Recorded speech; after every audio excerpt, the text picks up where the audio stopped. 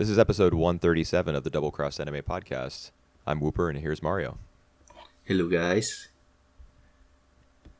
Today, we're going to talk about anime from 1997. This is another time capsule episode, a time travel episode, whatever you want to call it. Yep. The past two that we've done, we've looked at specific seasons within years in the aughts, like the 2000s. But the further back you go in anime history, the less anime is made per year, so the harder it is to find some good stuff. And in the year 1997 specifically, it's almost impossible to find 10 worthwhile series to talk about. But we did our best, and we're going to go through them in alphabetical order, starting in just a bit. Yep. The feeling that I watched on this 1997 show is that, it's a product of their times. So some of the show, like best forgotten. And some of the classic are, like they have a reason for them to be, right there. Still remember after, 25 years. Nearly, 1997 is 24 years, so that's a Right. lot of time. So alphabetically, we're gonna do that, and we're gonna rank it at the end as well, like usual. Right. So Instead of scoring them out of 10, we'll make an ordered list with 1 being the best, 10 being the worst. Yep, that's right. So the first one out of the alphabetically orders is Berserk. Right. And there's some sort of subtitle, right? Like it's like Berserk Scorching Yep. Wind or Berserk Sand Wind or something like that, Cutting Wind. Yeah, I think the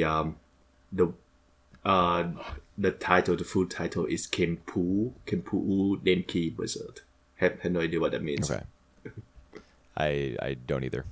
I know Kaze is wind, but I could have sworn that wind was in the title. But it is Berserk in either case, except it's not really Berserk because I've read the majority of the Berserk manga, and I right. don't remember. I'm pretty sure this first episode is anime original. I think it is.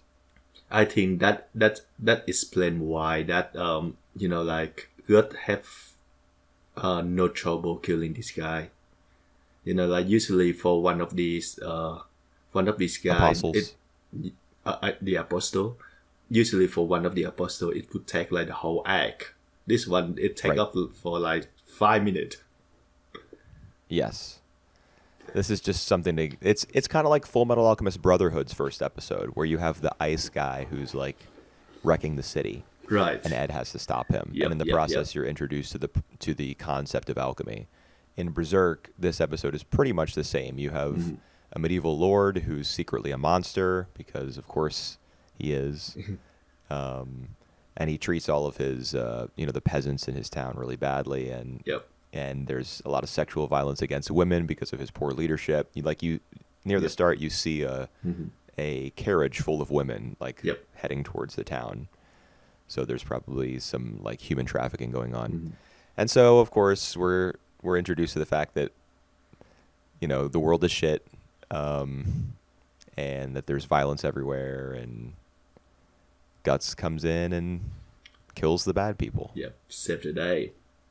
And that's pretty much what this episode was. There wasn't a lot more to it. All of the characters kind of just playing their roles, even Guts at this point. Yep. But I think this first episode is meant to establishing the world, and so we got like all these feeling that we gonna get in like in the future events. So like it's a gritty world. It's a world where like a lot of corruption, devils. There are a lot of blood gushing. A lot of question about like mortals again, immortals and stuff. So I think brief as it is, and far removed from the rest of the series as it is, it's still a pretty good introduction to the whole series. Yeah, my memory of this first episode was that it was a lot better than it was. But this time I was disappointed. So I don't know if I can agree with you and say that it's a good introduction to the series. Like in my memory, Yep. I remembered Guts' vision of the 4 members of the God Hand, the guy with the big brain, Yep. the girl with the big chest, and the 2 little short ones who look kind of similar to each other. Right. I remember his vision of them and his experience of terror, like seizing him Yep. when it became nighttime and his cursed mark began to bleed. I just had such a strong impression of that scene in my head. But then when it played out, it was just like purple flickering still images, like gliding across a dark screen. And I mean, I know that Berserk, at least this adaptation, 1997, has a lot of still images that slide across the screen. But I was kind of hoping for more. Yeah. Especially because, everything that happens in this version of Berserk is just it's an extended flashback. It's the Golden Age arc. So your first time seeing the members of the God Hand should be like a paralyzing and like awe-inspiring experience. The thing is, we still have no idea who they are. I think at that point, and even like, I think it takes us like until the very end to know like who they are. So yeah, I mean, even so, I would say that it's arguably more important in light of that fact that they make a strong impression, because you have to carry them in your memory for half a year if you're watching this on TV, because it's 23 episodes or whatever weekly. You don't want to get to the end and have forgotten that the God Hand showed up in the first episode, because they were just like, still little images. Yep. I agree with you that even I think it's been a few years since I watched Berserk. I still remember like all the events of the first episodes. I think part of it is just because it's very simple in the story wise in this first episodes. So we can really know what the story beats, so to speak. Yeah. Yeah, it is simple. There's straightforward. The world's in a bad state. Women, being kidnapped. Everyone the people at the top don't care about the people at the bottom. Yep. And everyone keep surprised and in awe in regard to Gus' sword. Big sword. Yeah.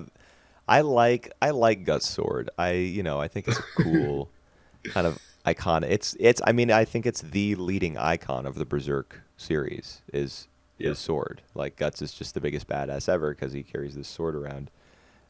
What's great about Berserk is that Guts' character evolves so much, and you learn so much about him and his past over time, that you realize that the sword is basically, it's like a wall that he uses to shield himself from all the pain that he's experienced in the past, and that he knows he's going to go through in the future, given the enormity of the task before him. I think the thing that I liked most about this episode actually was the opening. Not the OP, but the way that it opened. I was watching, and then I paused and I went back. And if you take the OP out, there is no dialogue until 2.5 minutes into the episode. It's just like really moody. Hearing the hammering, the forging, or maybe just the repairing of Guts' sword. Yeah, there's that over and over, just the grunting of the blacksmith and the hammer pounding on it. And then after the OP, there's another just minute of rain and Guts walking through the rain and seeing the carriage going by. I felt like that's an appropriate intro to the series, because Guts doesn't say much. Yep. He speaks softly and carries a big stick. Yep. Yeah, so that's right. So in terms of the world building, I think this the episode does a good job in terms of introduce characters we care about, not so much because Gus don't really talk that much in this case, and we don't really know about his condition, we see it, but we don't know the reason why he been cursed and that kind of stuff. Yes. I don't think that I would know the first time around that he been cursed. Well, I mean, one of the ghouls, the one that talks to him, says, "You're Everything, branded. You know, you have a yeah, curse mark." yeah, everything from you belong to me. This kind of stuff. Right. Yeah. You just don't know the context. That comes. Boy, does that ever come later? Yeah, yeah, that's right. So yeah, you end up a bit disappointed by it, by the first episode. I mean, Yeah, but I do think that this is a great anime. Like, in spite of all the, the limited animation, I think I think Berserk is one of my favorite anime, the 1997 one. right. I just remember like watching this episode. It's just kind of remind me, and I actually took note on that. Is that I will watch the rest of the Berserk anime in the one in 2010s. You mean 2016, the 3D CG one? Yeah, the 2016 and 2017, that one. Have you read the manga? I haven't read the manga. Just read the manga. The art is amazing. All right. Don't watch the Yeah, anime. it's just a bit like the fact that like now that we never get to the end of it. The manga story wise, it just Because of that Miura's fact passing. yeah, that's right. It just make me doesn't want to like try to invest so much on the manga. But you're gonna invest in the walking corpse of an adaptation. Well, I watched I watched the 2016, so like the first half of it, the first half of like the whole 24 two course. It was really bad. I just remember like one single good point about it. Yep. All But this first episode was decent at least. Yep. All right. So It was all right. what would you rank it? 6th. All right, but I rank it 2. Second. Out of 10. What? Okay. Yeah, we're gonna have some different ass opinions about this batch of shows. Yeah. Well. Yeah. Just just gonna inform you about the quality of the rest. I guess. I mean, I think Berserk's in the bottom half of these 10 episodes. At least this first of if we're talking premieres. All right. The next one gonna be Dr. Slump. Yes, not Dr. Slump and Arare-chan, That's right. which is the 80s one that I mistakenly downloaded at first, but Dr. Slump. So I did end up finding a version of the 1997 one on Nia, but it was raw. So I watched this without subtitles. All right. But it's such a simple little show that Yeah. I figured everything out. Yeah. I mean yes.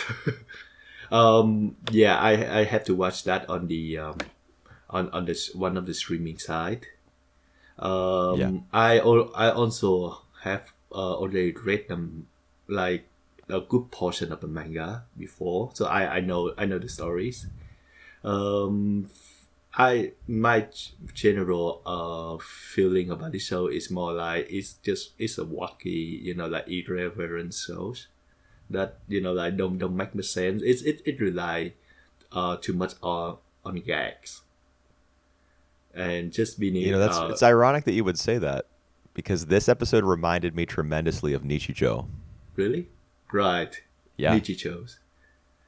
There's a professor who creates a childlike robot, just like in Nichijou. Yep. There are energy beams because Arare-chan or Arale, whatever, she fires an energy beam out of her mouth shortly after she wakes up. Yep.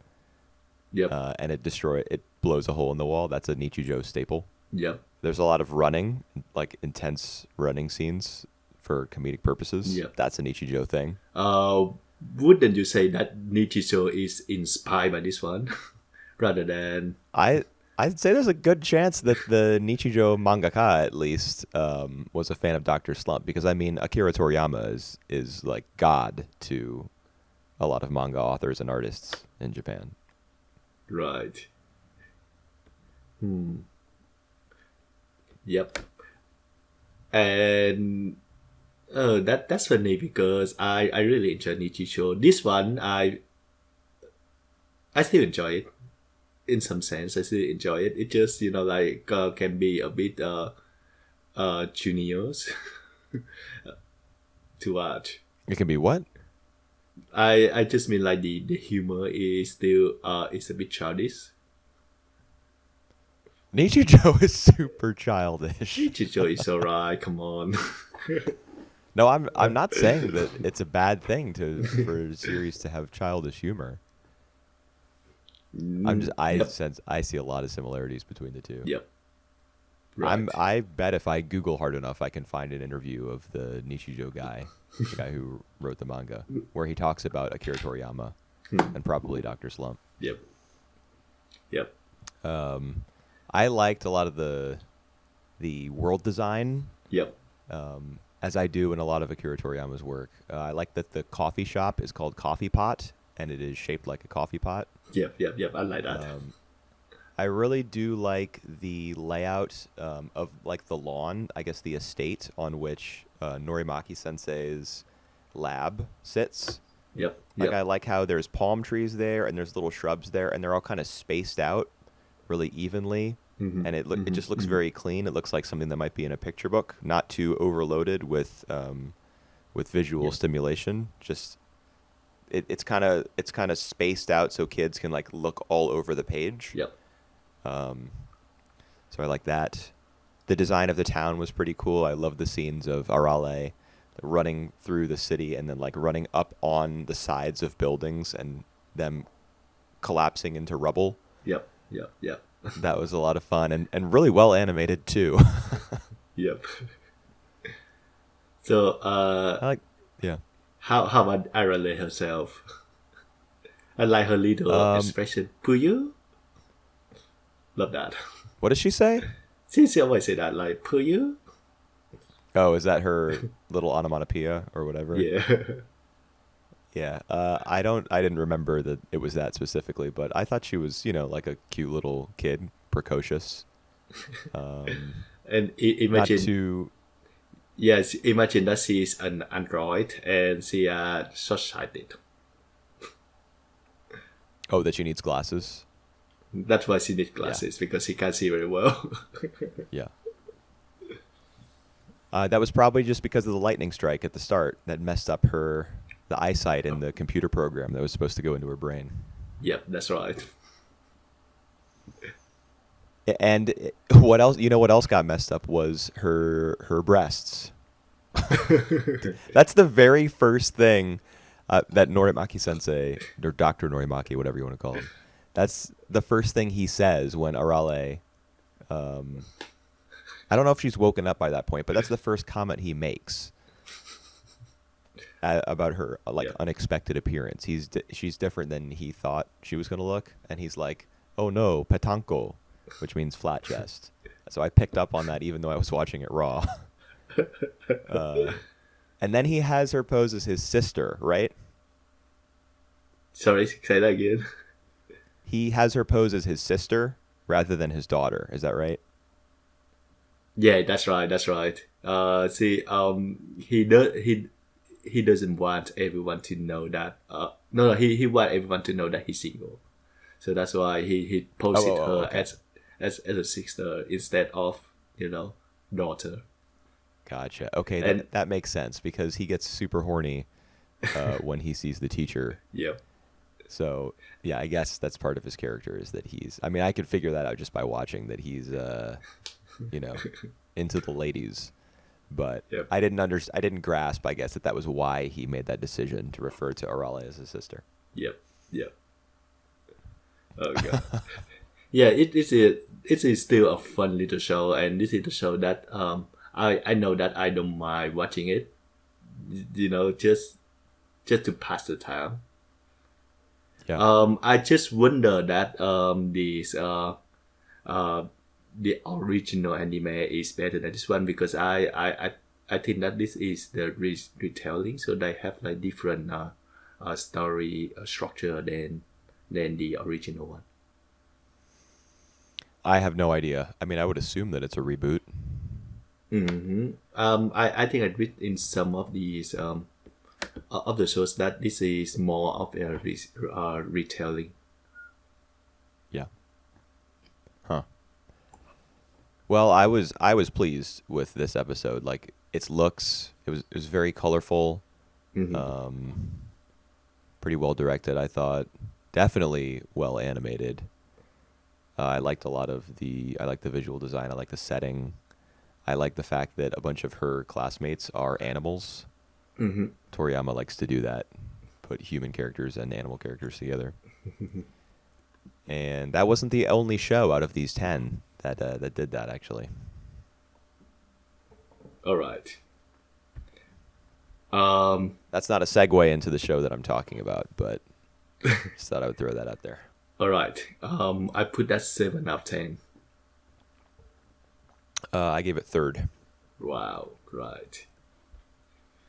The next one is the one that also based from the popular manga. So I think I read the entirety of this manga.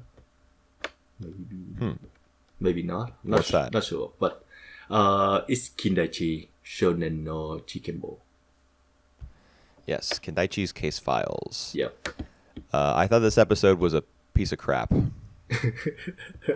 Really? I would say production wise, so like the quality of the animation was really bad, but I think the case itself is still alright. Like by the end of it, I still want to watch more episodes to find out who the culprit is, who the killer is. Well, that makes one of us. So I you don't care who killed at all about the case. Sakuragi. Right. I don't care who killed. I mean, I don't even think she's dead. Good point. I think it's probably just some sort of misdirection, like there's an optical illusion or whatever. I doubt she's dead. But I don't care at all. Right. Kindaichi's character sucks. He's just How a about? regular old. Oh, he's actually secretly a genius, but he never does his homework, and he's always hungry. He eats his childhood friend's lunch. Ho ho ho! When designing this guy's character, I think the author probably just said, "Well, let me look at the other 10 leading mystery series right now, and just incorporate one trait from each of those characters and put him in this guy. The only thing that's unique about him is his ponytail." Yep. Yeah, that's right. And I mean, if he's at the center of this thing and he's going to be the one solving the cases, then I have no interest because I have no interest in him. And the concept of the concept of seven mysteries Yep. happening at this school, 7 weird occurrences, and he has to solve them. That's not a bad hook, but I don't care much for the school either, because not only is Kindaichi pretty uninteresting, in my opinion at least, nobody else is that interesting. Like the scene, for example, when he goes to the mystery club for the first time, it's upon meeting all of those people, it is so damn obvious what their personalities are. The one guy is like a jerk who manipulates people. The fat guy is really timid. The guy with the camera in front of his face has a camera in front of his face and records things for the plot. There's just nothing there. You're missing one member. There is another girl as well. Yeah, the girl who ghostwrites his stuff. Yep, that's right. Yeah, I have nothing else to add. I would say that because I have read the manga before, so this Kindaichi cases is more about like individual cases, and then it's like Detective Conan, but it's more Yeah. more expand in more expand form. So like it would take like a few episodes instead of like I think Conan is like one or half. I haven't watched any Conan though. I'm pretty sure I've only seen 3 episodes Yeah. of Detective Conan, but I'm pretty sure every single episode is its own standalone case. Yep. Yep. And then there might be holiday specials, which are like 2-parters, Right. and then there's films. Right. But like 99% of episodes are just Yep. one and done. Yep. And I do think that the Detective Conan is owning a lot from this one as well. I think this one is like one of the first kind of like popular school detective in Japan in the media in Japan medias. And I think the manga dated back in like 1980s, I think. And it has some of the cases that like in when I watch other shows, they have the same case as well. So I don't really know that who, like the I don't really know like this one if this one is that influential or it just they just happen to have like the same cases. I'm sure it is influential. I have no doubt. Yeah. I mean, I bet that there were detective series before Kindaichi Case Files running in Shonen Jump, for example, because detective series have been a thing in Shonen Jump magazine for like a long, long time. It's kind of a staple. Not so much now anymore, I think, because sports manga are really big now. But yeah, I'm sure that Kindaichi Case Files is still remembered fondly by a lot of older Japanese people, for example. Yep. But not me. I agree with you that the characters suck. I think the characters in this show is like one of my least favorite. They just like they have no their personality just kind of annoying. Yeah, I mean, you might as well not give them a name, and in the script, just write their leading personality trait, an adjective in place of their name. Yep. I mean, Japan does that. Anime does that all the time to begin with. Like, creates characters' names with puns in mind. So you might as well do that here. Yep. And to add to that, I don't think the production for this episode is that good. I think this is kind of like low budget, and this is kind of really badly put together. Yeah, it's not the best. I do think that our interpretation of it or our opinion of it is kind of hindered by the fact that a good rip really does not exist. That's right. Because this one looks really washed out. It looks like a VHS transfer. In fact, a few of these series did that we're talking about. So I think Kindaichi. This episode at least suffers from that. Yep. So I don't want to say that it's like hideous or anything, but it definitely didn't grab my eyes. Yep. So what the only thing that I still interested in this show is the case itself. Like trying to find out the killer and like what their purpose behind that, how they get there. So this game. What do you mean? What killer? Oh, the one who might have killed the girl. Oh, I think that. I mean, I know that it's in broad daylight when they see her hanging from the roof or whatever, but I feel like that's a misdirect. Because was it the black-haired girl? Yeah, that's the black-haired who died. Yep. But she seems kind of like a main character, or at the very least, a prominent secondary character. All right, because so I doubt she's dead. Because I have go on to watch the second and third episodes. So I know the story. So.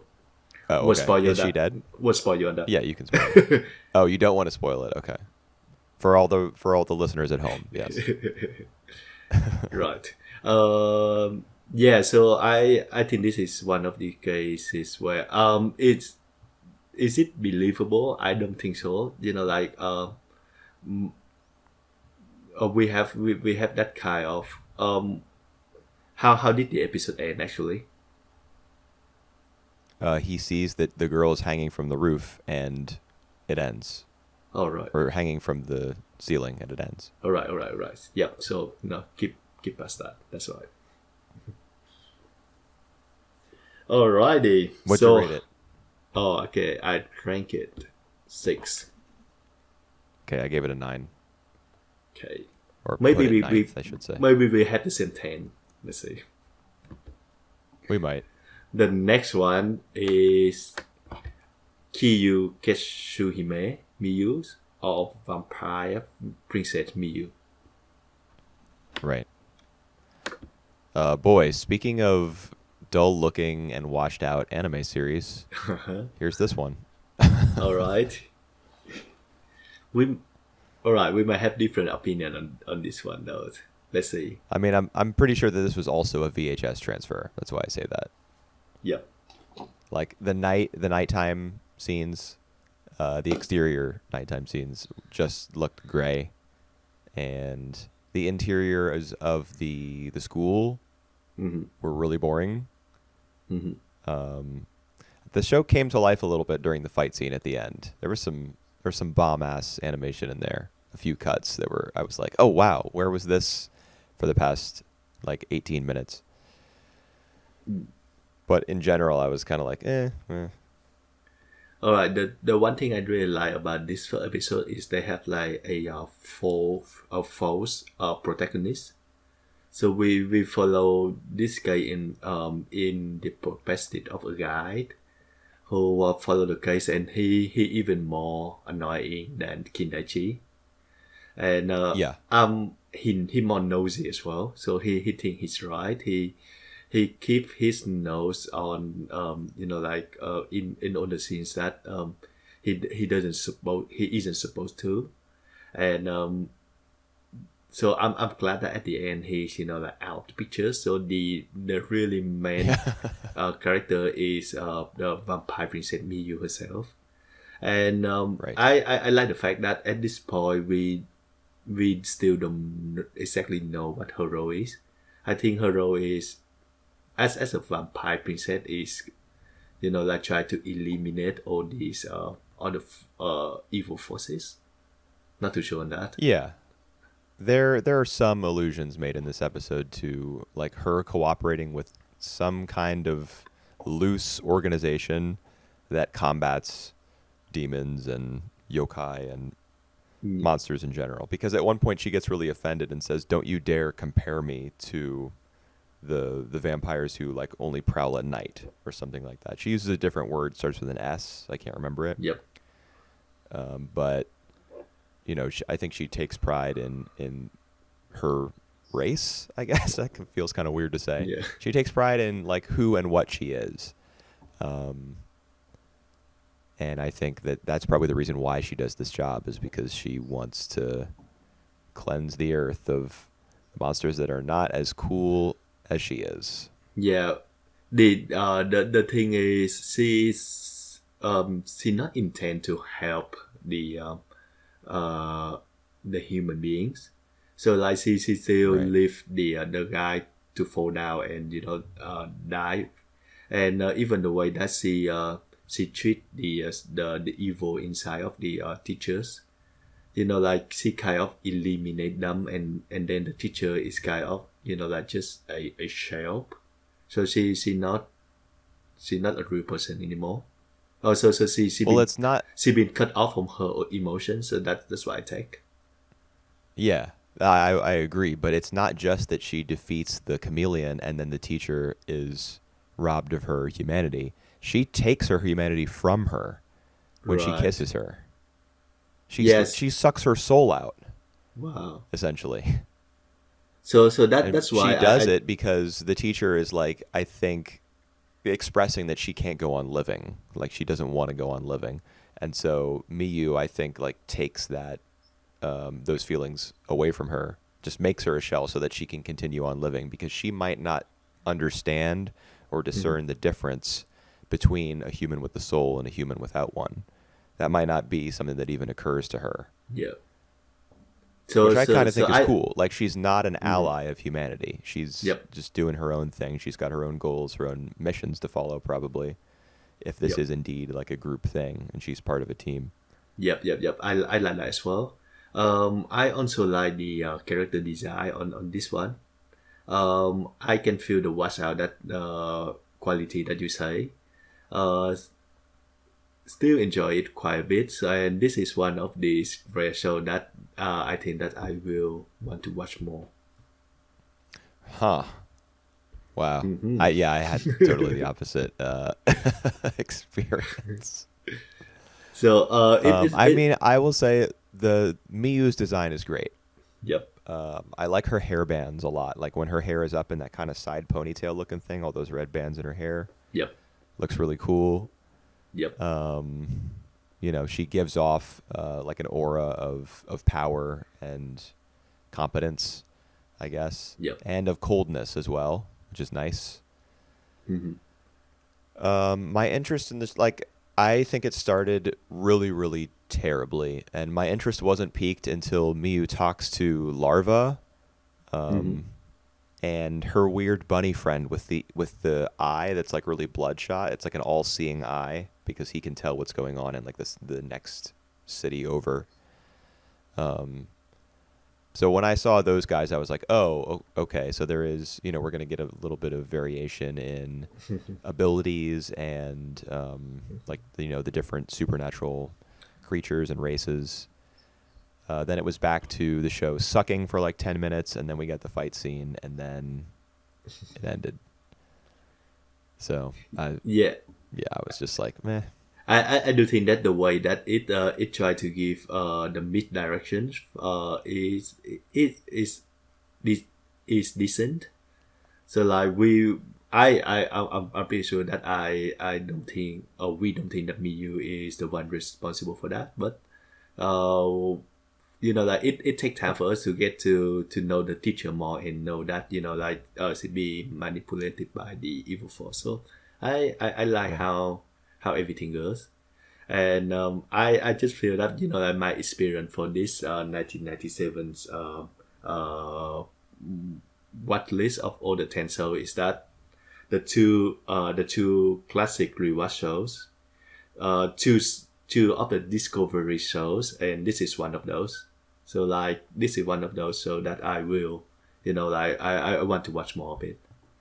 And then Okay. there is two shows from the popular manga that I have read, which is the two that we to talk about, Dr. Slump and Kindaichi. There are two shows that kind of meh, and they are two really, you know, like really a waste of time. Yeah. So where do you Yeah, put this one numerically so I can figure out which one of these this is? all right. So this one is 4 out of 10. Well, fourth. Yep, Yeah. I gave it number 8. 8. It has like a totally different opinions on this one, which is Yeah. Well, a lot of these shows are pretty bad, so there's going to be potential for one or both of us to pick up on the badness. how what did you put on for Dr. Slump? 3. Is it 3? All right, I just Oh, yeah. write that. Cool. All right, the next one is gonna be Rekka no Honoo, Flame of Rekka. Yeah.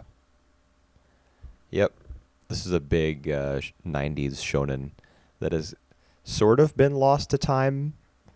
I mean, I Is it- know is- that Discotheque Media licensed it and now sells the DVDs or Blu-rays or whatever it's on. Mhm. So it's not like it- forgotten, but it's never been rebooted or anything.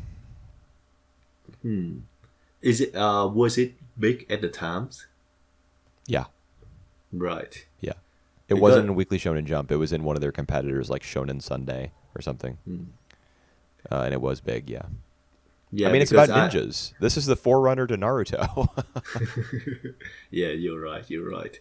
Because, you know, like watching it, I have a feeling that, you know, like this is kind of the kind of people really sucking into in the 1970s. This one and you know, like this one and Tenyo. Tenchi Muyo. Yeah, Tenchi Muyo. Thanks. These I kind of mean, stuff. There's a pretty big difference between this and Tenchi Muyo, I think. Like, I mean, they're both hokey '90s anime, but Tenchi Muyo is a harem comedy, and this is a shonen, Mm-hmm. like a straight up battle anime. Right. I think I've seen 2 episodes of this previously, Rekka no Right. Honoo, Yep. and both times I was impressed with the fights, Mm-hmm. especially the fight in. I mean, the fight at the start when he's Rekka on Earth now because he's been sent 400 years Yep. into the future Mm-hmm. or whatever. His fight at the start is kind of fun, establishing, oh, this is like a fun ninja thing, and Yep. he's disappearing and reappearing in other places, and he can jump really far and stuff. But I really was impressed with the fight in the abandoned warehouse Mm-hmm.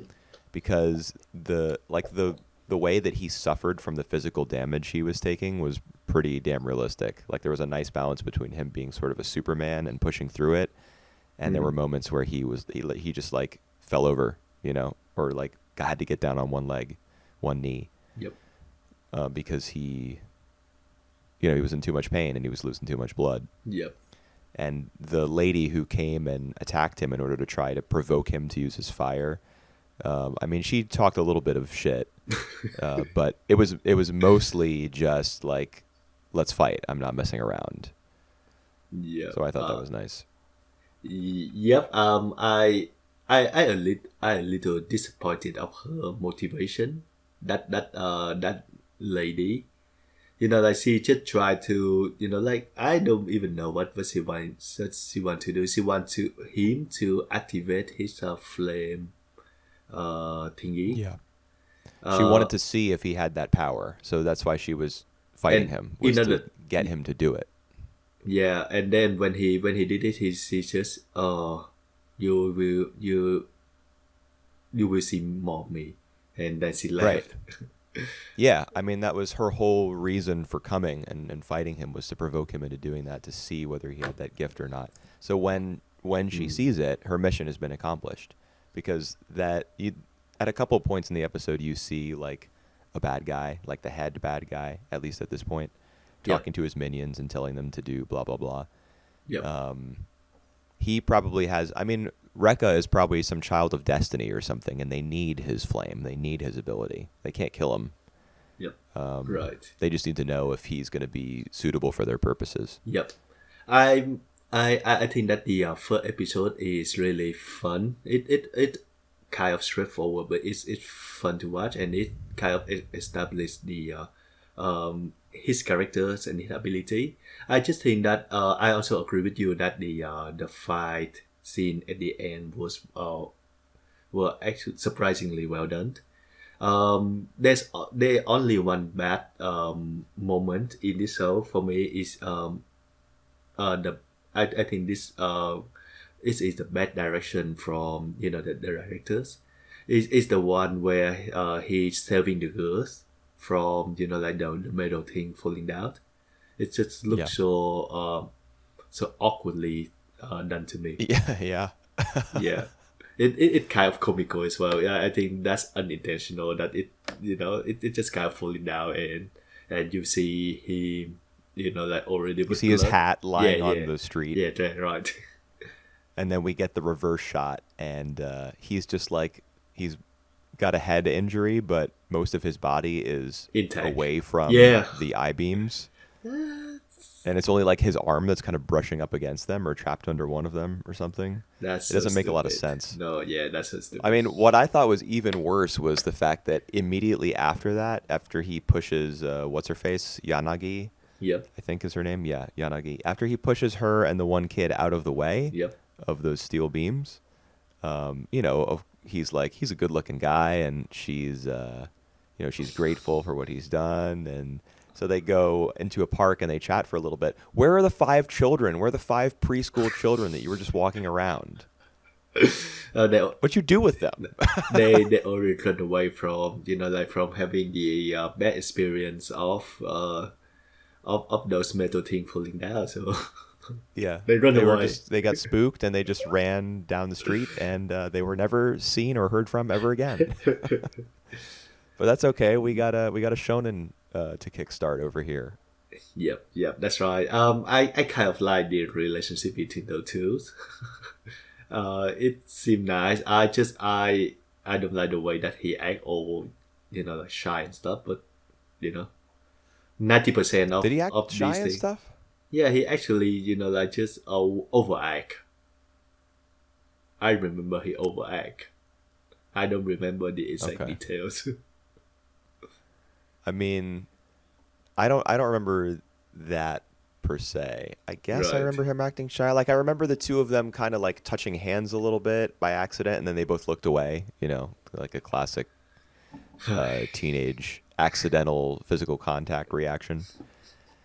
But Jeez. I thought the way that I he protected her, and like specifically when he told her, "Don't use your ability to heal me," because he didn't want the woman to see, yep.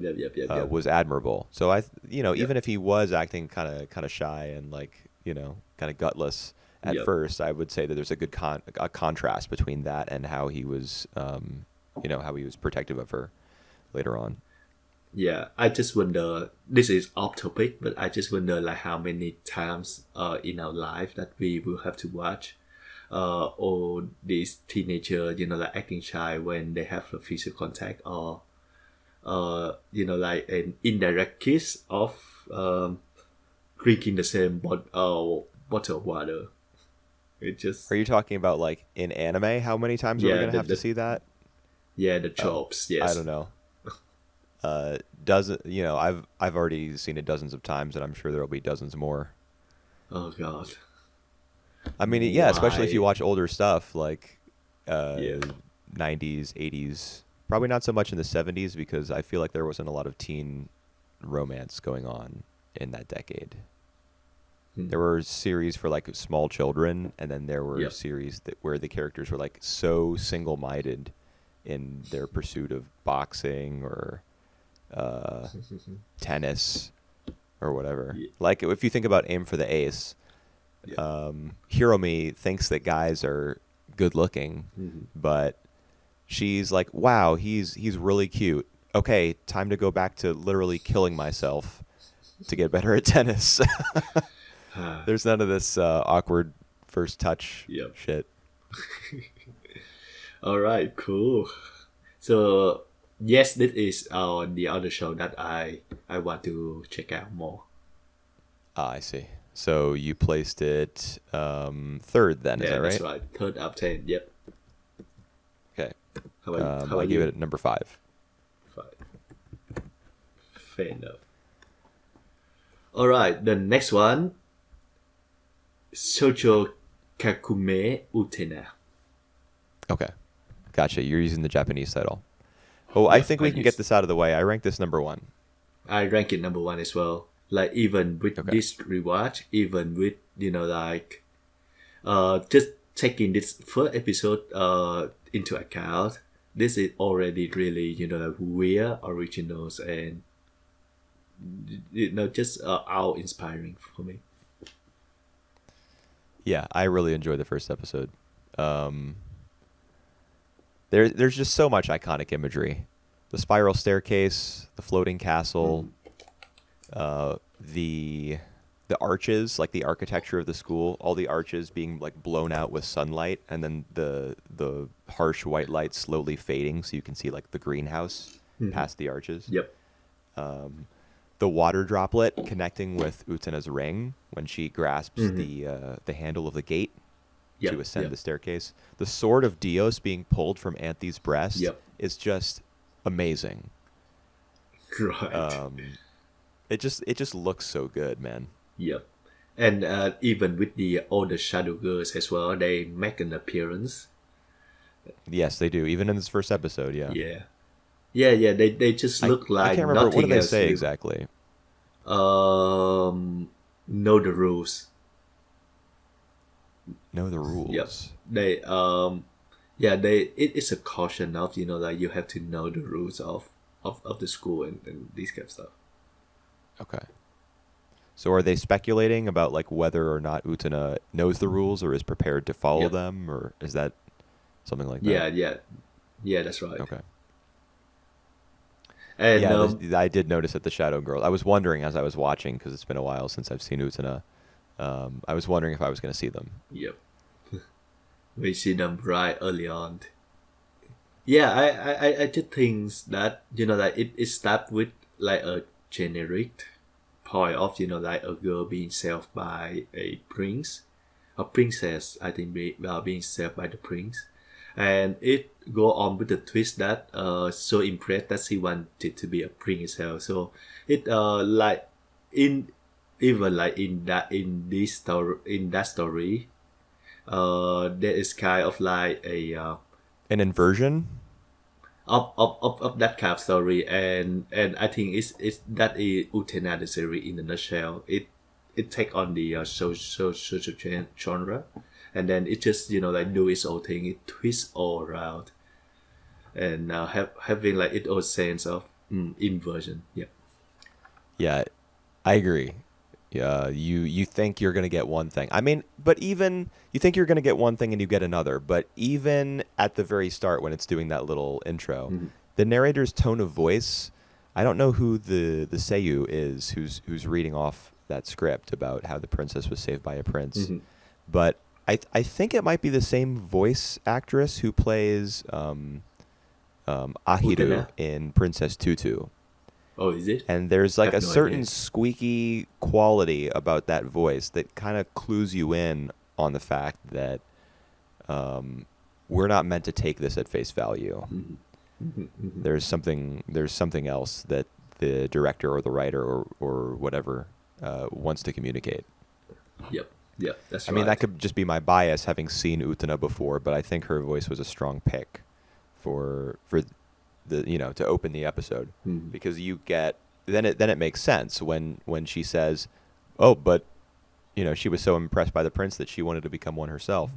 You kind of feel that that's true right away, just hearing that voice tell it to you. Yep. And it makes sense because she wants to save princesses. Utena is not concerned about gender, whereas so many of the other characters in this series are. She just breaks those norms all the time without even really thinking about it. Yep. And it makes sense that she would want to be a prince because to her, princes are people who save princesses, and that's what she wants That's to do. right. She That's wants to right. save girls from their fate, and ultimately that is what she does.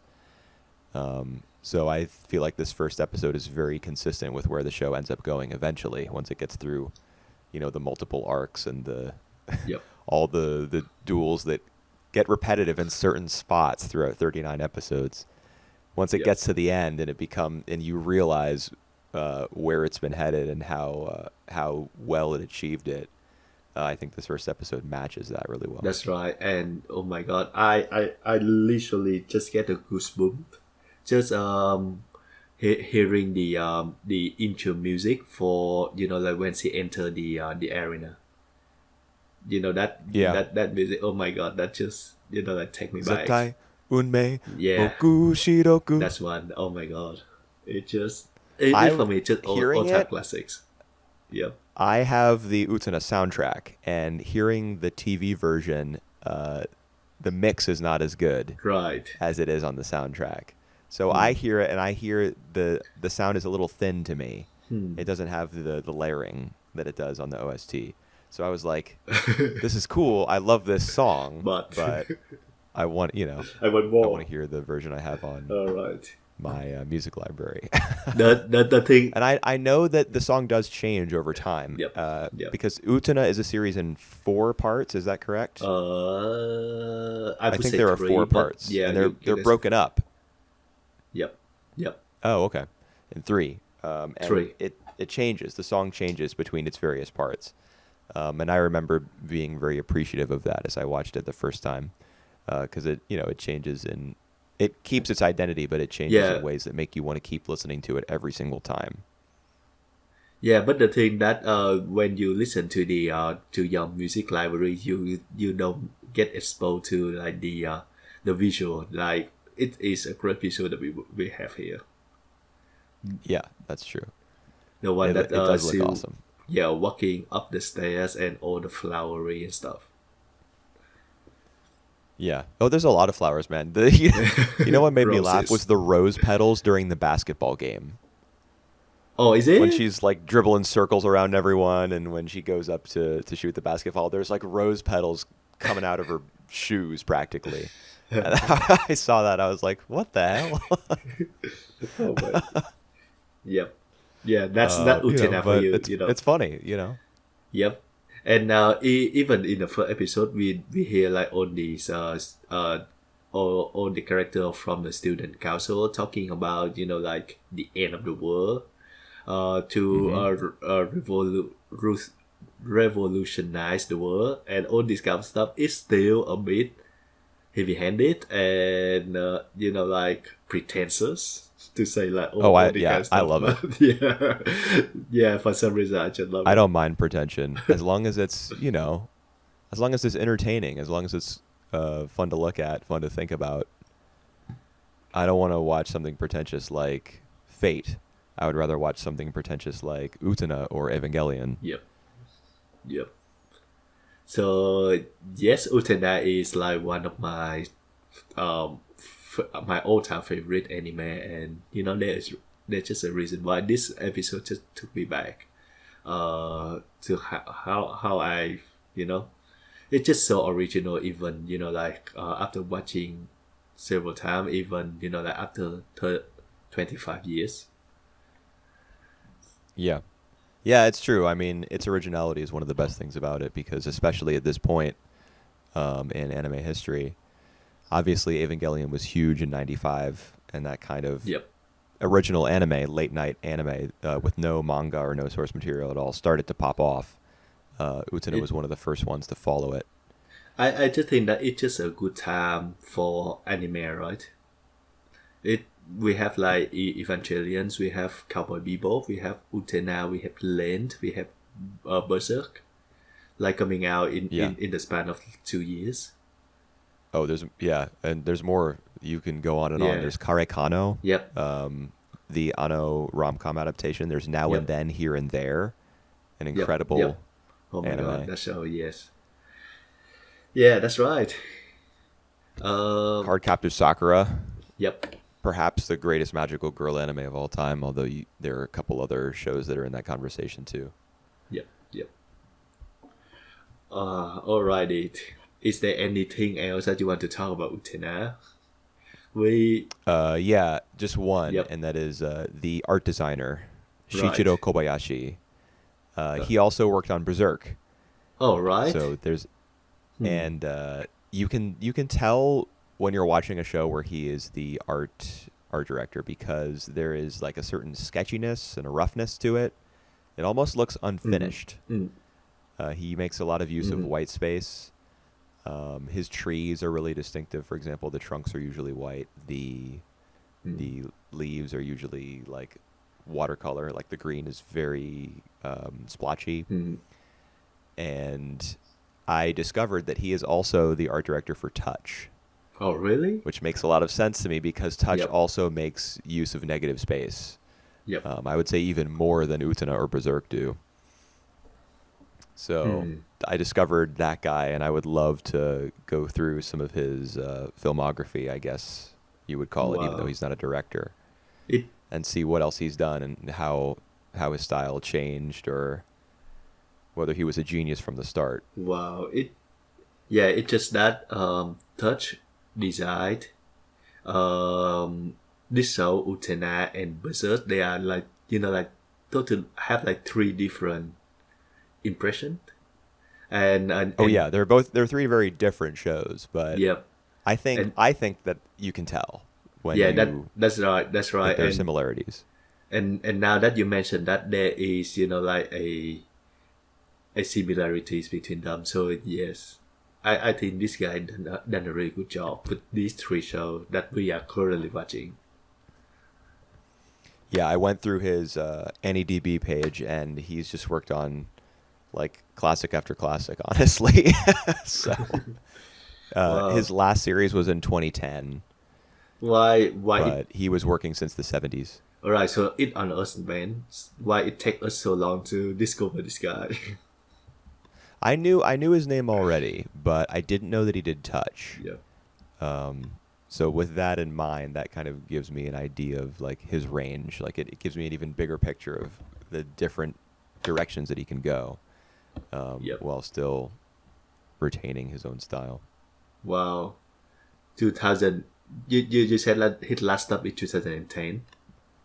Yeah, I think the last thing that he was art director on was the Nodame Cantabile movie.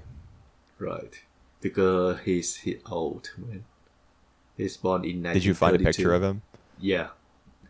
Yeah, he's old. They said like he's born in 1932. 1932? So he must be like 80s. Shit, dude. Yeah, he grew up 90 during years World War old. II. Yes, sir. That's nuts. Yeah, he's nearly 90. Wow. Yep. So, just don't hope for any more from him. No, he's done. He paid his dues. Yeah. He left his impact. Oh, he the director for L.E. Hannah. Oh, you know what? That makes a lot of sense to me. It makes a lot of sense to me. Because Aoihana has a lot of emphasis on school architecture, and Utena does as well. Yep. Alrighty.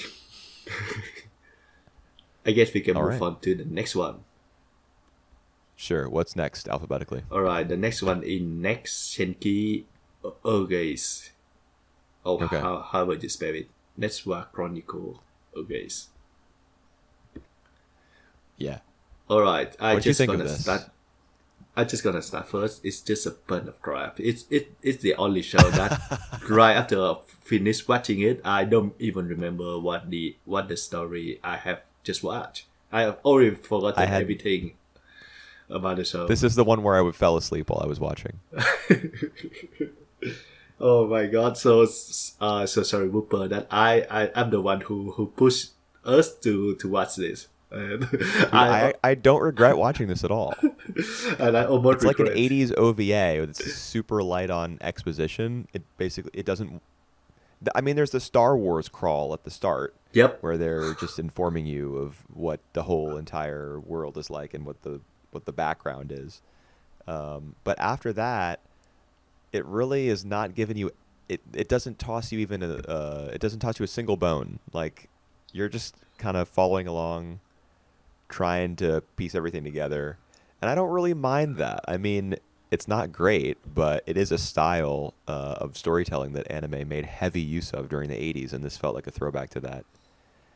So I was. But the thing is, but the thing is that the story or not the characters are interesting enough, or even the production is interesting enough to keep our attention.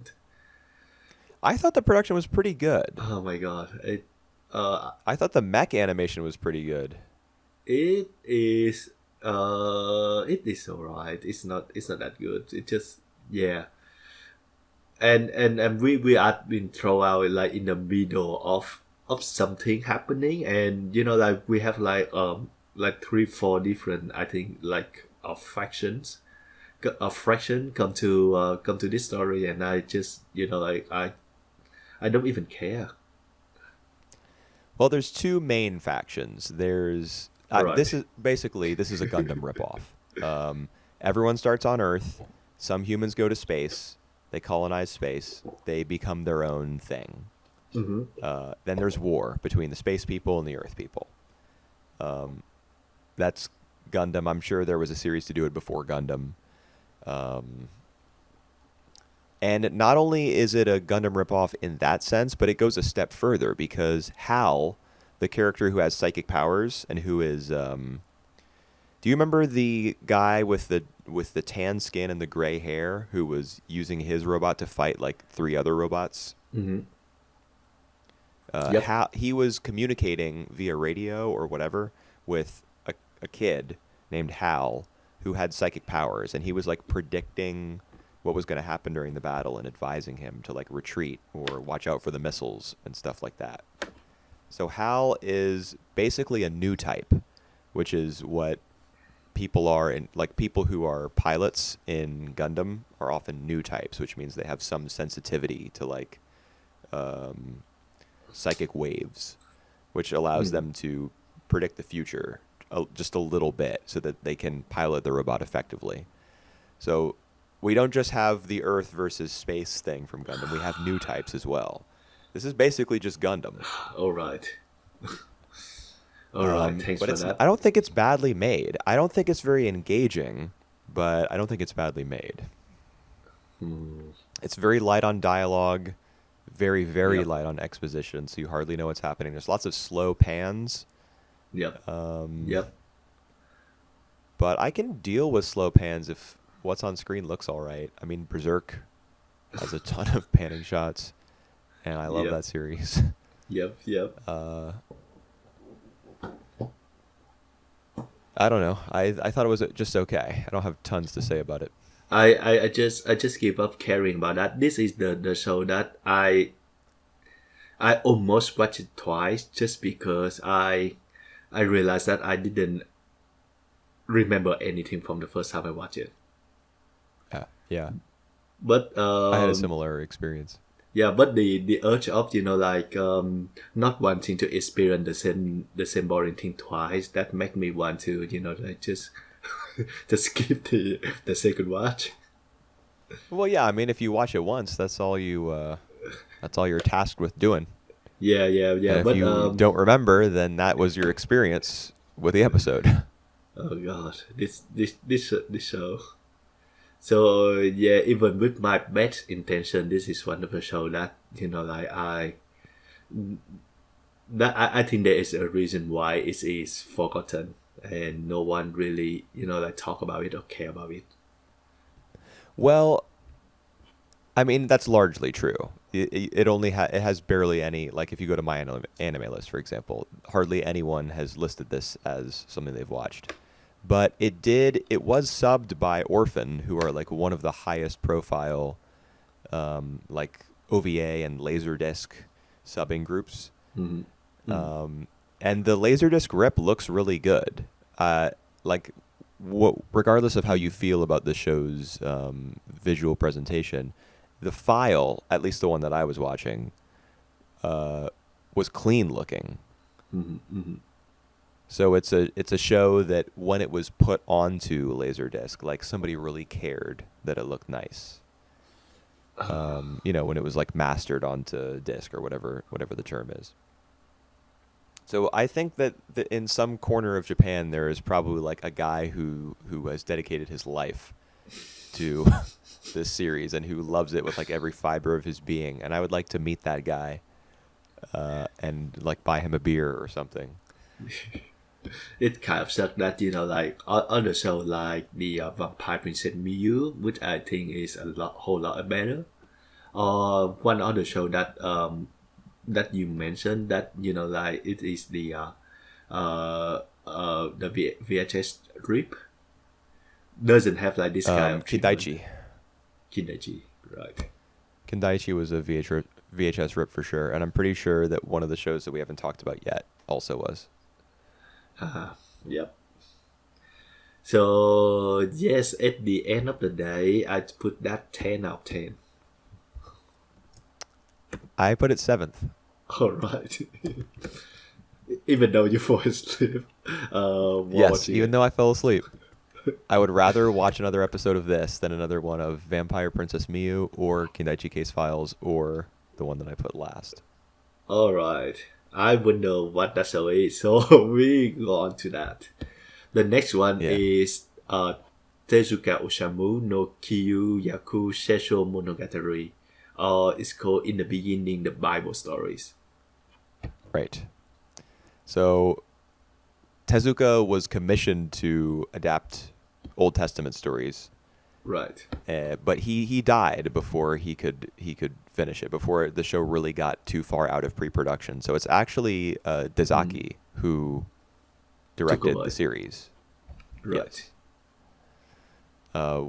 Which is really cool to see. Like one legend passes and the next one takes up the torch. Mm-hmm. The modern day equivalent of that is kind of like what just happened at Science Saru. Not that anyone has passed, but like passing the torch.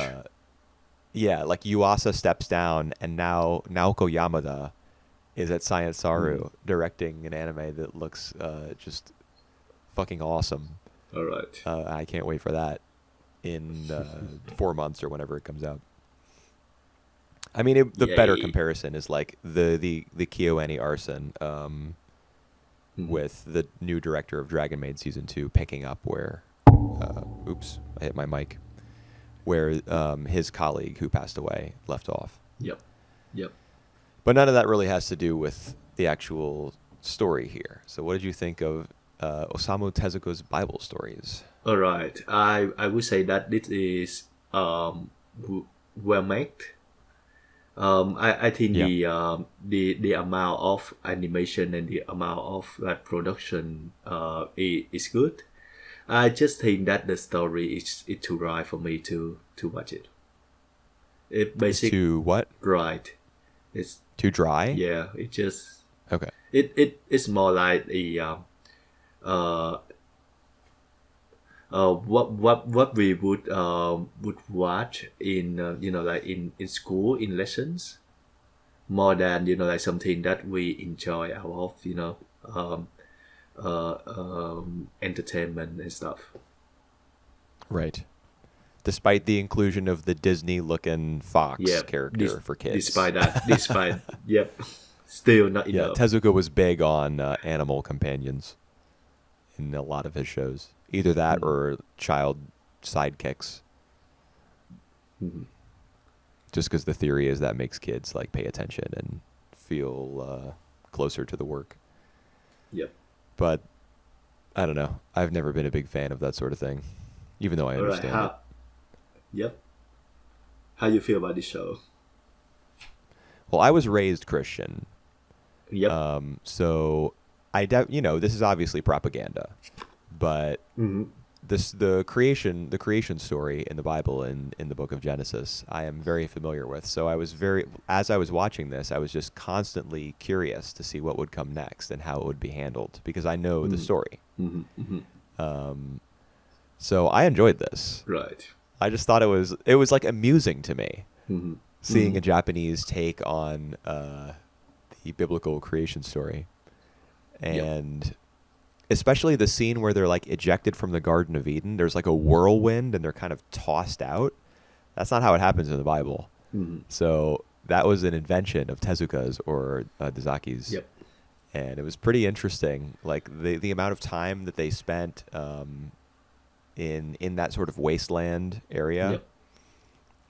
before the rain falls was a cool invention, I think. I mean, God does say when they're being expelled from the Garden of Eden in the Bible that like you're gonna have to work hard to till the fields, because they're not in the Garden of Eden anymore.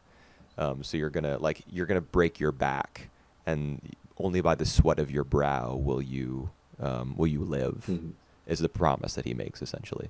But I don't think there's a long period of them wandering in what's essentially a desert. So I thought that was an interesting invention. hmm I really liked the scene of Adam and Eve running through the Garden of Eden after she's been made out of a rib from his body, and they hold hands, they run through a little river, and like the ripples extend behind them from where their feet are splashing into the water. I thought that was a beautiful shot. Yep.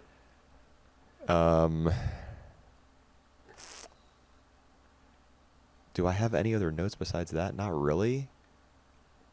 I guess I thought it was cool that the opening credits were just like the seas raging, like when the earth was formless before God created the day and the night, like on day one, and then the sky and day two to separate the waters. I thought that was an interesting way to open things. Overall I liked it. I enjoyed it. All right. But I think some of that has to do with the fact that I like had a frame of reference. Like I was constantly comparing it to what I knew, so I could kind of have fun with it that way. Yep. I can see that. I think it's interesting to note that Osamu Tezuka, he did Buddha, a story about Buddha before, and he actually kind of non-religion himself. So Yeah. I seem to so I think that it actually pretty interesting because he can be able to tell this story in kind of not as a propaganda, but as more of like not non-biased uh, point of view. So just told the story as as it is. So I think it is kind of interesting to note that. Also that I on like for myself, I'm also a non-religion person, but I also know the story of the Old Testament enough to know like what's going on. Um, Right. I just feel that like as a whole story, like from my perspective is that the Christian narrative is more of like based on the human having seen, like we already have seen see when we was born, like even when we was Yeah, born. the concept of original sin, Yep. the idea that when Adam and Eve ate the apple, that all of their future children, like sin, would be passed down through them. Yep. Yeah, that just so that's why we have to experience the hardship and like all these like all the hardship in the world. Yeah, like Eve has pain in childbirth, Yep. and we have to work hard in order to live, rather than it being kind of like a paradise. Yep. I think it's kind of like interesting perspective for me. I just Yeah. don't wanna get more into my own opinion on it, but I think it's kind of interesting to learn that. Yeah, it is. It's there because a lot of people wonder why the world is in the state that it's in, and why people are the way they are. Like they think about the human condition, and the idea, the doctrine of original sin is like kind of a very simple and blunt way of answering that question. Not a lot of nuance to it. Yeah. But I mean, who knows? Maybe the answer is simple and straightforward and not very nuanced. Like if you think about it cosmically, Yep. even if you take religion out of it, maybe the answer is really simple. Maybe we're more simple than we have come to think of ourselves as, because like humans are highly evolved creatures, but we are still just animals. And And we don't understand the way our brains work. It could be a lot simpler than we realize. that's right. And even that at the end of the day, we are just like a very small spark of the whole universe. Right. So yeah, it's true. There's way more species than just us, and we've only been on this planet for a tiny bit of time that's been around. That's right. That's right. Just long enough to destroy the whole world, but Yeah. Well, we're also the most powerful species in history. That's how we've been able to do that. yeah. So yeah, it's kind of interesting. So so this is the kind of story that I'm not necessarily want to watch it more because of my background, but yeah, in the future, maybe when I have a kid, I want them to explore something. Maybe this is one of these things that I want to put on for them to watch. That'd be interesting. You give them, yeah, that's an interesting idea, because then you can give them an agnostic perspective, or just a non-Christian perspective, rather than putting on like a church-approved That's right. cartoon version of this. You can put on Tezuka's version. You can put on Tazaki's version. And yeah, just based on this first episode, I think they doing a pretty good job. Like of staying objective, to tell the story objectively, as it is. Yeah, pretty much. Yeah. I mean, I think that of all the shows that we watched, I've already seen Utena and Berserk. I've already watched 3 or 4 others, just like a little bit, a handful of episodes here and there. This one was new to me, and I think this is the only one I would continue with if I were to keep watching any of them. Yep. And just out of curiosity. yep. Oh, it's not. So I rank. What's up? Is that out of curiosity? It's not because of the animals, the cute little animal character. Yeah. Not because of them. Well, my curiosity has largely to do with the animal character. I want to see how long it sticks around, because obviously that's the best character. Yeah, true. Yep, I put that 8 out of 10 actually. Okay, I gave it a 4. Or I put it 4th. Yep. All right. So we swapped this one and Vampire Princess Miyu. Yeah, that's right. All right, we only have 2 more souls left. 2 more souls. All right. The next one is another kid soul, Yume no Crayon Ookoku, Crayon Kingdom of Dreams. Okay. All right. Yeah, so we definitely should have saved this for the children's show themed episode. I didn't think it was going to be this childish. Oh God, I enjoy it. I enjoy it throughout. Dude, that's so weird because you're talking about Dr. Slump like it's for babies, but this show is actually probably for like 4 and 5-year-old girls. I still enjoy it. I'd say that's the target audience. And then there's some jokes thrown in for their parents who are watching in the room. Yep. You see the design, the character design of the hamburgers, and Yes, and the onigiri who are competing to get the first dance with Princess Silver. Yep. And even the princess herself, I think she's just a bag of charms. I love her design I and her attitude. Like, she's defiant, she's adventurous, she's cool. Yep, and even when the prince come and we don't know, like we don't know his intention yet, but the way that he he put her parent to store, I think that I would have never guessed that. Well, I wouldn't have either. I mean, the first time you see him, he's got a hood on, right? Yep. And he encounters the pig and the chicken at the gate, and he just like zooms past them. He's hiding his face, which is like a classic villain thing, but I was anticipating it would just be a misdirect. Mm-hmm. And he wouldn't necessarily be like Prince Charming or anything, but he would become her traveling companion, let's say. But that didn't happen. He actually was the hood over the eyes villain that he appeared to be at the start, I suppose. That was a twist, Yeah. I guess. Honestly, thinking back on it, I don't remember much of this episode. I mostly remember all the weird hamburgers and rice balls and frogs and other animals and things.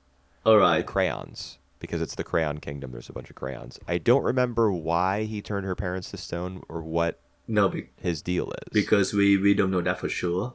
But the overall deal is that this princess is I think her name is Silver. So Princess Silver is going out for the quest to become as good as the princess of Aurora or something.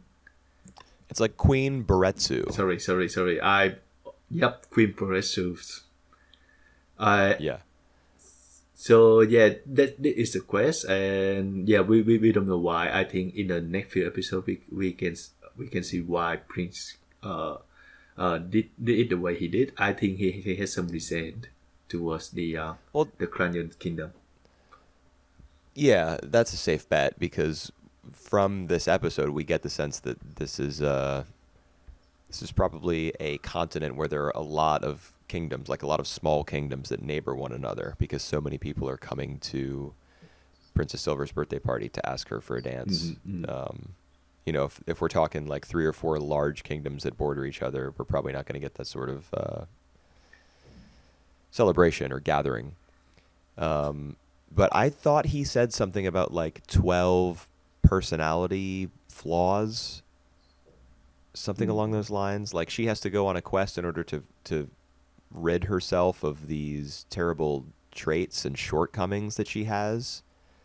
And then she says, no, I don't have 12 terrible traits or shortcomings. But she goes on the quest anyway. Yep.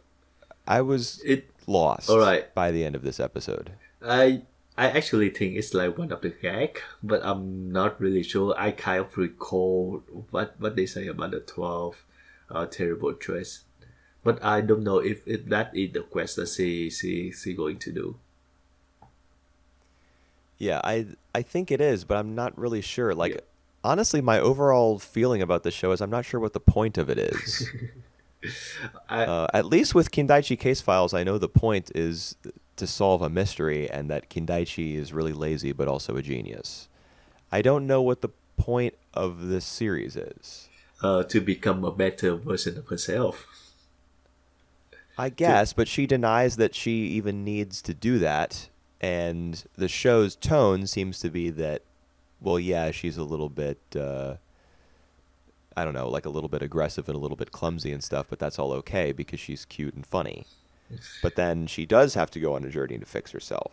it's I no just no the was left with a lot of question marks hanging above my head. yeah it's not only fix herself but to rescue her parent as well, That's because true, they but have like how's she gonna do that? just going on the west. And I think one of the quests is that she have to be as good as the other queen. Yeah, by fixing all of the problems that she Yeah. has, apparently, maybe. All right, I just all right. Just for me, I have a good fun with that. I think the kind of like she going on a journey, like open up like many other opportunity to like expand the world and see new characters. So that is something that go along the line with Doctor Slump. But I think this one they have more stories to it, and it's Yeah, it's a road show. She's going to be going from place to place. yeah, and I really like the princess herself, so I want to watch more of that.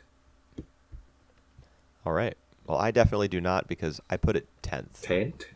All right, I put Yeah. it 5th out of 10. All right. I I ca- I was anticipating that I would like this a lot more. all right, I mean, I can't think it has believe lots that. of qualities that are pretty cool, but I just don't ever want to see it again. All Like right. never. All right, the last show gonna be. I thought we had the same opinion on that one. But guess we not. Oh, the on the last show Crayon gonna show? be. No, this one. The last one there. Okay. Yuusha-Ou GaoGaiGar. Ga ga ga ga ga ga ga GaoGaiGar. Oh my god. All right. There is two good things that I can give about this shows and not much else. The first one is I think the world building is actually pretty good, pretty solid on this one. So they have like established world, and like they run something, they run the story inside that world. So I think that is pretty good.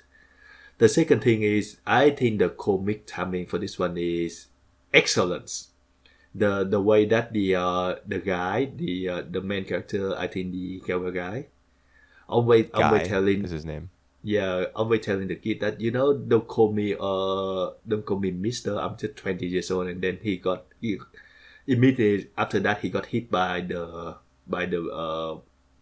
monster. Right. Yeah, that happened twice. That happened twice. It's a great comic timing. Otherwise, it just I just don't care about this story much, sadly. Yeah, we don't have the same opinion about this. Yep, I know. I mean, we both know by process of elimination what the last number is. Yeah. So I already know that you put this 9th. Yep. But I have the inverse score because while you are one from the bottom, I'm one from the top. Oh, really? In fact, I Two, considered yeah. putting this above Utena. Oh, wow. All right. You I have to thought tell. about it just for a second before I came back to my senses. All right, you have to tell me why you enjoy that episode so much, because I don't. Well, I have seen this once before. I watched the first 3 episodes of GaoGaiGar once before Yeah. because I have for years I've been like on the lookout for important or historically significant or whatever anime, and this was one of them that I found. Like, it's a really big deal Mhm. in mecha history. Mhm. So I watched it, and I didn't think anything of it. I just thought it was kind of dumb. I thought the first 3 episodes repeated themselves too much, which I would probably still think if I tried them again. Mm-hmm. But this time, when I watched the first episode, I was just, I just liked it. I think it was directed really well. I think they made really good use of the variance in character designs relative to the situations that they were put in. Like the president guy, the head of what is there? It's GGG. It's like something guard. Yeah, no idea. Whatever the organization is that tries to protect Earth from like alien threats and monsters and stuff. Yep. The president of that with his like his blonde ponytail like swishing in the wind as he descends on his like little velvet stage with his desk on it down to the underwater base. They just make great use of the fact that he has such a broad jaw and he has such cool hair. His character is just really well designed. They make good use of his design in scripting his lines. His personality totally matches. Guy as well, like the long, flowing orange hair, like really gives him a sense of virility and like youth and power, which makes it perfect. So when he's like screaming out, combine and transform and GaoGaiGar fusion, it's fusion is the word that I'm looking for. I totally believe that he is like putting his life on the line. The professor with his air powered skates, his roller skates, is just like, I think he's probably one of the best old weird professors that I've seen in anime. My opinion of him changed so much in the second viewing of this episode. He's awesome. I even like the opening scene a lot, like where it's the mother and the father like driving through the snow, and they just have like just very briefly in 1 or 2 lines they have like a cute exchange about wanting to try for a kid, and then all of a sudden, lo and behold, the fairy child drops from the sky in the mouth of a lion. It's like there's a certain like whimsicality to the way that the events play out, even though it is on its face so strange and so intense during all the fight scenes and the combination scenes. Just think it's a good mix of tones, and I like all the designs, and I like a lot of the framing of the close-ups as well. There are a lot of close-ups on characters' faces. They'll be shifted slightly to the right or to the left in the frame. Oftentimes there will be like harsh lighting, like dramatic shadows on their faces. I remember one of the close-ups was the black guy who was in the helicopter, who was like providing video footage to everyone who was at the underwater base, and you could see the shadows of the helicopter blades, passing over his face as the blades spun. And I thought that just that individual cut was like really striking. I just liked a lot of things about it, basically, is what I'm trying to say. I thought it was fun. I thought it was really energetic. I thought it was good looking. And I might try more. I don't know that I will. I kind of just like this episode. Yep. Just a question, because I think I lost on that. But who this guy fighting against? What do you mean? Who is Guy fighting against? Yep. A weird robot that is threatening Earth. I'm not sure that it's specified in this episode, like if that robot is a minion of some larger shadowy organization. I don't think that it is, because most of the people in the underwater base, like all their dialogue revolves around the tiger thing. Yep. And I can't remember its name. I guess is it called Gaigar or something? I don't know. But their dialogue revolves around the fact that it's about to escape its confinement, and they're not sure that they'll be able to control it. And they're not sure that the fusion between Guy and the lion robot is going to go well.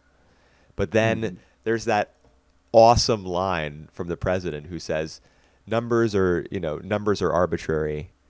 You really just have to like, what does he say? Numbers are arbitrary. You really just have to like grit your teeth and put on a smile or something like that. It's all about guts. It's all about feeling, something along those lines. It's very Gurren Lagann. It's very Yep. shoot. What's the other series that I'm thinking of? Yeah. It has it's airing right now. It's the Mecha Optimistic. series. Yeah. Yeah, it's optimistic. What's the series that's airing right now? This the series airing right now. Sunny Boy. No, not Sunny Boy. The Mecha series from what's his face? Go Nagai. Oh, right. Getter right. Robo. Getter Robo. Yeah. Yeah, this series has a bit of a Getter Robo feel to it, a bit of a Gurren Lagann feel to it, but it's geared more at children, and so there is an element of whimsy to it that I also like. I like that combo. All right, good on you. You'll be able to enjoy something out of out of these shows. I think this might like the very podcast where we are really different on our opinions on all the shows, except for Utena, which we all both put as at the top. Yeah, well, I mean, I think I don't really like saying that some years for anime are bad and some are good because ultimately, like, the chips just fall where they may. Yep. Like, anime just comes out every year, and you watch it. You watch some, you like them. You watch some, you don't.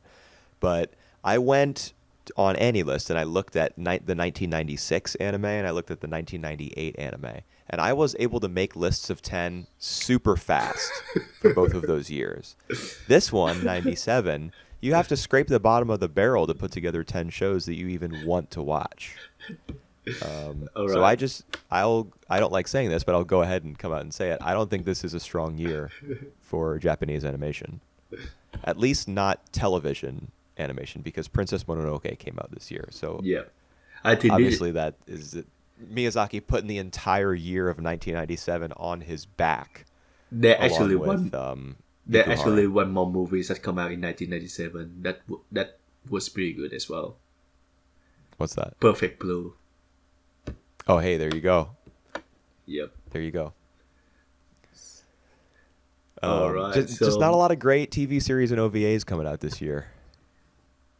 So it's just it's just our luck that we put Yeah, up. well, I mean, all the reason I bring all that up is to say that there's lots of room for us to disagree because Utena, obviously very good, straight from the get-go.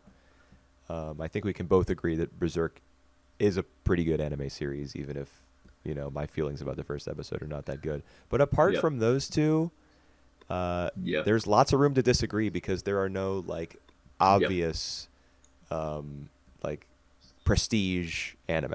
Yep. I can Where see you're that. like, okay, well, this is undeniably something that should be watched and should be appreciated. There's just not a lot of series like that in 1997.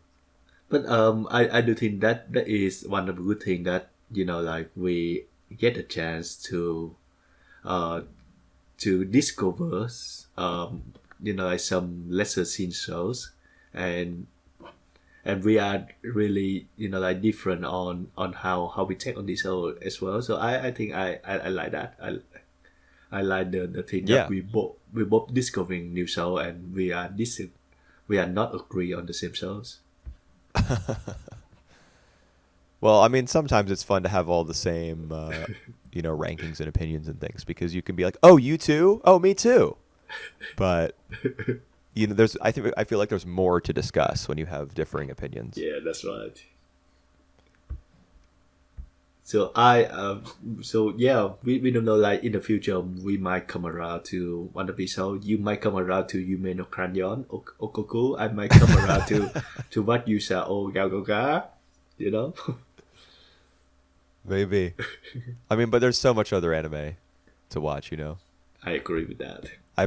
I doubt that either of us will come back around to either of those shows. I don't think you're a big mecha person. I know. And even though I like children's anime, I could not get into the Crayon thing for the life of me. All right, so that's the end of this podcast. So we just talk our opinions on the 1997 shows. Next time gonna be double feature, right? Yeah. I think we have the two Yep, films picked out. we have. Do you remember what they are? Yeah, one of them is I don't remember the name.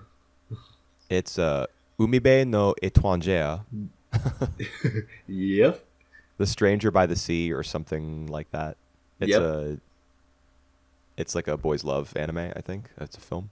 yep. Boys Love, and the other one is Omoe. Oh, I got the name now. Omoe Omoware Furi Furare. Yeah. Love, be loved, leave, be left. That's right. I Another think that's a romantic really songs. cool. That's like a really indie sounding title, you know. So hopefully it has some good indie romance vibes.